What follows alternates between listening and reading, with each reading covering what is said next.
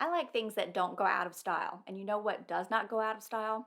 Good old fashioned vintage frugal living tips. They were good back in the day, they were good before that day, and they are still good today. But if we fail to remember them and we fail to pass them along, we will forget them.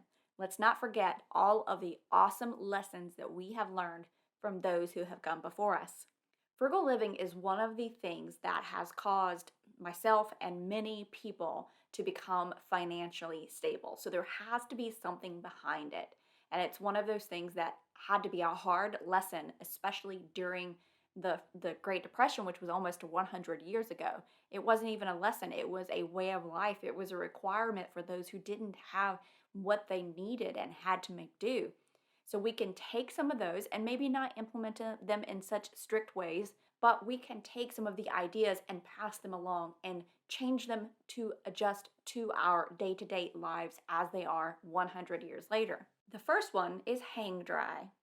I remember back being younger, and I remember the exact location of both my mom's and my grandfather's and grandmother's clothes drying lines outside, these huge lines. And I remember the honeysuckles nearby coming and embedding the sheets with the smell. And I remember running in and out of the sheets. And then I remember also like a good Saturday afternoon nap on when my mom had changed my sheets, and I would lay and I would smell the honeysuckles and how the sun would come in and warm me while I was sleeping. I remember it and I feel it and I smell it. Such great memories from that time. Now, you may not have the space these days, that's okay, but the people have adapted and invented things to where you still could have a clothesline. Perhaps you have a homeowners association that doesn't allow clotheslines, or perhaps you don't have the space or the yard for them. They make them now where you can, they're retractable. You can put them in your bathroom and pull them out, connect them, dry something for just a bit, put it back. I've seen those even at hotels, which is great for bathing suits. You can also do something that I do often is what I'll see is wrinkly clothes after they come out of the washing machine, but I'll put them in the dryer for just about 10 to 15 minutes. What that does is it releases the wrinkles, it doesn't use the amount of electricity I need, and then I can just hang them up slightly damp dry, but they're dry enough to where they're not going to drip water onto the floor. One great thing that will never go out of style is learning basic sewing skills. You're always going to wear clothes, you're always going to have something made out of fabric, and you're going to need to make tweaks here and there. It's super simple to learn, and you can find YouTube videos pretty much anywhere to do so. Sewing is just something that I have grown up with, that I have always enjoyed, and my mom taught me at an early age. And so I thought I'd share one story just about sewing. And we have these reusable bags that I bought on Amazon years and years ago. And we've started carrying library books back and forth in them, and they've started to rip the seams. Well, my we had brought my mom something in this bag, and my we picked it up the other day, and she said, "Yeah, I fixed the bag. I put a it was ripping on the side, so she just sewed it up." I mean, little things like this are going to happen. So one thing that I'm also doing is teaching my daughter how to sew. So this was one of her first projects that we completed this past weekend. We went and got, I let her pick out whatever fabric she wanted, and she picked this really cozy sloth. It's one of those almost flannel fabrics, and we got a pillow insert to put in. And it was just fun for her to learn how the ins and outs of how to do it and begin to learn so that she can do it as she's older. And it's just fun to be able to pass along those memories of that exact same thing that my mom taught me. So number two was learning how to sew. Number three, you can use that one in, and it's learning about homemade gifts. I absolutely love homemade, made with love gifts to give and to get. One thing that I was sent from a viewer, hi gosh, probably 18 months ago or more, was a pillowcase, this pillowcase for my daughter. Christina Harden sent this, and I just won't forget it. And I hope that she could see this and see that my daughter is still using this case, this pillowcase, and it has done, I mean, she did a fantastic job on it. This thing has probably been washed at least 2 dozen times or more, and my daughter refuses. You can't put another one on it. You have to wash this and put this back on when you change the sheets. I'm also working on right now, we're going to make a tote bag. So we got that fabric, and we found this kind of more heavy duty fabric last weekend. and a corresponding fabric that we're going to use for the lining and for the handles. So this is going to be a more advanced thing for my daughter to learn, but again, a gift that can be given. And I've had some comments recently. Some people talk about these types of homemade gifts or DIY kind of things or hobbies, more like crocheting and knitting, and how they can be very expensive. Sure, everything can be done expensively. However, you've got to learn to do these things frugally as well. For instance, regarding that fabric, I went and made sure when we went to Hobby Lobby that the fabric was, I think it was 40 or 50% off. I won't go and buy it when it's full price because I know that they have sales on it, or I'll go and I'll check the remnant bin or the clearance fabric. There are ways to do these things that are cheaper. And for somebody who wants to, again, still say that those hobbies do cost money, well, so does Netflix. Netflix still costs money. That hobby of watching Netflix, you still have to pay for that. And you actually don't get anything back out of it like you do some of these more hands on hobbies. One thing that I did about over a year ago was invest in a big stack of these, what I call rags and hand towels. We call the little ones rags. But this came in probably a set of 20, and we have used these in place of towels and napkins so often. So, yeah, you may not do 100% no paper towels or no paper napkins, but if you can replace them with something that's reusable like this absorbs more and you can use it for so many things to wipe up and clean, and they're always handy if you get a big stack of them. For years I went just having, a set of a few dish towels here and there, and I ended up using so much more when it came to paper towels at that time. And a lot of people have responded to this tip before and said that they've gone to Costco or like a restaurant supply place and they've picked up the barkeepers kind of cleaning white towels or black towels, huge stacks. Maybe they get a Walmart, just get those big ones and they replace them every couple of years as they wear out.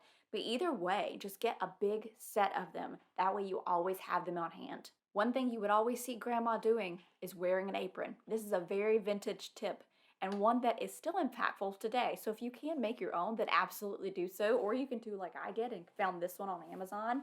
It's one of these easy ones that I just can put over my head and over like this. And then I'm ready to go because trust me, I fall walking up the stairs. So stains somehow like me as well. I'm extremely clumsy and uncoordinated. Tomato sauce, grease, olive oil, oils of any kind find their way to me, and oftentimes I won't even notice with oil. You'll think it may be water as a stain.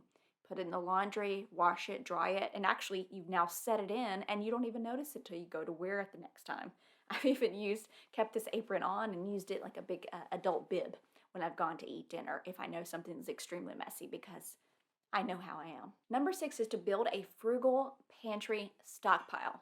Grandma, most of the time, didn't live anywhere where she could go and spend about 30 minutes, run and to the grocery store and grab what she needed. She most certainly did not have an app on her phone to where it could be delivered to her door. She made sure she had a stockpile, pantry ready, to where she could whip up anything in no time, especially if company came over. She didn't need to worry about going and grabbing ingredients. So start trying to do this. Again, you may not do it to the extent that they had to do it back then because of the modern convenience we do have now, but being prepared is going to be helpful. What this does is allows you to be able to build up a supply in your pantry. That way you can shop your pantry, and then your grocery bills weekly or monthly are way less because you're mainly just going out and get fresh products. So stock up on maybe canned tomatoes or tomato sauces, pastas, beans, rice, canned vegetables, those kinds of things that you could easily throw together in a soup or tacos or just a nice dinner meal where you can add a side of meat and you have all your sides ready. Something that you can easily prepare. So building that frugal stockpile pantry is going to save you time and money. One vintage tip that will not go out of style, use it up. Every last drop. Make sure you get it out of that bottle. Turn those shampoo and conditioner bottles upside down. Open them up. Cut them in half, especially lotion bottles and toothpaste. So difficult. Make sure you roll it, you squeeze it, you use whatever they use. They have those things now you can actually put on the toothpaste thing to squeeze it. You know what? My fingers work just fine doing that.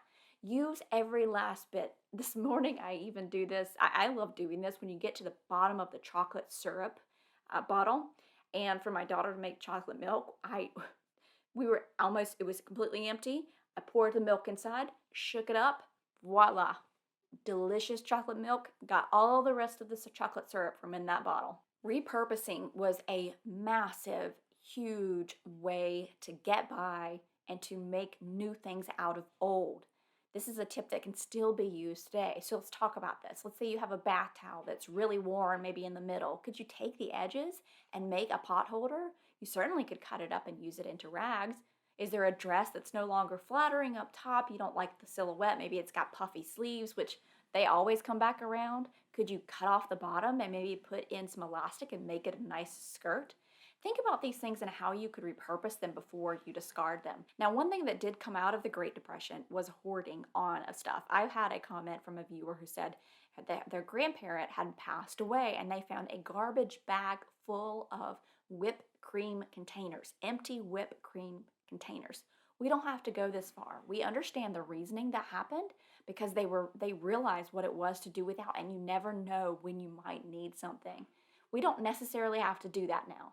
Let's be honest with ourselves. Let's look when we have something that we think we can repurpose. Will we use it? Can we do it, and when will we repurpose it? Let's not just hang on to things for the sake of hanging on to them. I'm going to give you a recommendation for the next one, and it's using your leftovers. What's the recommendation? If you do have a subscription to Netflix and you want to see some good, fun cooking show regarding leftovers, check out a show called Best Leftovers Ever. It was one that was on the recommendation, and it was from 2020. And it's really fun because these home chefs come in 3 at a time and they are tasked with taking these random leftovers and turning them into something completely different. It will open up to your mind to what the possibilities of changing leftovers into something can really do for you. So check that out. Let me know what you think of it. If you've seen it, let me know in the comments down below. So of course you could take leftovers and make them into those new meals, or you could just do what we do, and for maybe every couple of weeks we'll come in and we'll both get here at 5 o'clock. We've got to get our daughter dinner, bath, read her books, get her ready for bed, to get her to bed early because she has a school night. We'll just take everything out of the fridge and say, let's heat it all up, everybody eat. It's a whole bunch of everything.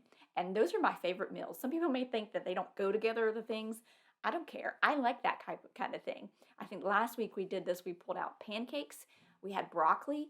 We had sauteed mushrooms. We ended up adding in some tater tots that we put in the air fryer, and then we cut up some carrots. Completely random, may not seem like it goes together, but we enjoyed it. This next one I call getting back to basics, and it's that the best fun is free. We are being so disconnected from our living our lives and feeling as if we have to always be on the go or always be in our phones without being with each other. And it is having a major toll on us and our society. So if we can individually within our own four walls come back, perhaps we can turn the curve on this. And this is regarding people who may think they always need to be going and doing something, going to an event. You don't always have to go to some event. You don't always have to go on trips or vacations or expensive outings. What can you do within your own household or within your own neighborhood that could be fun, and you could actually use your creative brain to make it more fun, such as a scavenger hunt? Maybe you go on walks, or you do family game nights or family movie nights. Things like the basic things. I know my husband and my daughter love just walking through the woods, and they have found the most interesting stuff in the woods. We have woods near us, so that's something they are able to do. May not be ability for you, but perhaps there's something else and some other adventure that you could go on. But getting back to basics, spending the time teaching our kids these skills because they love to learn. They're just little sponges, especially even grandparents if you've got grandkids. Teaching them because those are going to be some of those most valuable lessons that they're going to remember when they're older. Maybe we're teaching our child something that requires a lot of patience, such as cooking with your child, or in my case with sewing. I have to sit back and go, nope, I've got to let her learn. But those are the things that are going to add value to our lives and to theirs. I hope you enjoyed this video of 10 vintage frugal tips that I think can definitely be taken into today and adjusted to make it work for us and our lives now, and that we absolutely need to pass on to the next generation, because money struggles are something that every generation is going to deal with. So please, if you have any information that you want to share as far as fun, frugal, vintage tips from maybe your grandparents that you've learned, share those down in the comments below. Those help me. Those help others who read them. I have learned so much from you. If you enjoyed this video, make sure you give it a thumbs up, and don't forget to subscribe to the channel. I would love to have you back for more videos.